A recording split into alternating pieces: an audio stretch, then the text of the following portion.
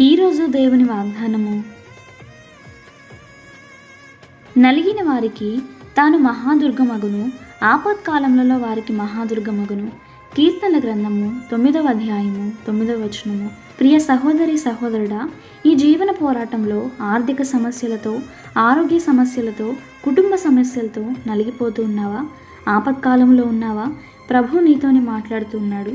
ఈ వాగ్దానము ఎంతో శక్తితో కూడుకున్నది. మన జీవితంలో అత్యంత చీకటి గడియల్లో ఈ వాక్యం గొప్ప వెలుగుగా ప్రకాశిస్తుంది. ఈ వాగ్దానము సాక్షాత్తు దేవుని హృదయాన్ని ప్రతిబింబించే ఓ నమ్మకమైన వాగ్దానము. మనుషులు అన్ని సమయాల్లో మనకు సహాయం చేయలేరు.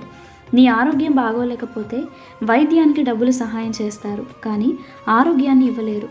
కొంతమంది మన కష్టంలో ఉంటే కనీసం మనల్ని చూడడానికి కూడా రారు, కానీ దేవుడు మనకు మహాదుర్గం అవుతాడు.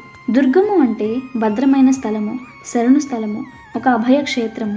దేవుడే మనకు దుర్గముగా ఉంటే ఆ దుర్గమును ఛేదించుకొని లోపలికి ఎవరు రాగలరు? ఏ సమస్య రాగలదు? ఏ అనారోగ్యము రాగలదు? ఏ ఆర్థిక సమస్య రాగలదు? పలు సమస్యలలో నలిగిపోతున్నావు. నాకు ఎవరు సహాయం చేస్తారా అని ఎదురు చూస్తూ ఉన్నావు. రేపేమి జరుగుతుందా అని భయపడుతున్నావు. భవిష్యత్తుని గురించి భయపడుతున్నావు. ఇక నీ భయాలు అన్నీ విడిచిపెట్టు. ఆశ్రయదుర్గమైన దేవుని చేరుకో. ఆయన సంరక్షణలో భయము విడిచి నెమ్మది కలిగి ఉండు.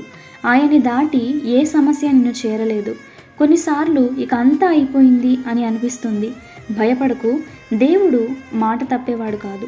ఆయన వాక్యమే తెలియజేస్తుంది. నలిగిన వారికి తాను మహాదుర్గమవుతాడు. వాక్యాన్ని నమ్ము. ఆయన నీ చుట్టూ కంచె వేసి ఉంచాడు. దుష్టుడు నిన్ను ఏమాత్రము ముట్టలేడు. దావీదు సౌలు చేత తరమబడినప్పుడు అరణ్యంలో గుహలో దాక్కున్నాడు, కానీ దేవుడే నాకు నిజమైన దుర్గము అని గ్రహించాడు. హన్నా సంతానం కోసం దేవుణ్ణి ఆశ్రయించింది. దేవుడు ఆమె ప్రార్థన విన్నాడు. దానియేలుకు సింహాల గుహలో దుర్గమైన దేవుడు, షడ్రకు మేషకు అబేద్నగో అనువారికి అగ్నిగుండములో దుర్గమైన దేవుడు, పౌలు శీలలకు చెరసాలలో దుర్గమైన దేవుడు ఈరోజు నీకును ఆశ్రయ దుర్గమవుతాడు. వాగ్దానాన్ని నమ్మి స్వతంత్రించుకో. దేవుని కృప మనకందరికీ తోడై ఉండునుగాక. ఆమేన్.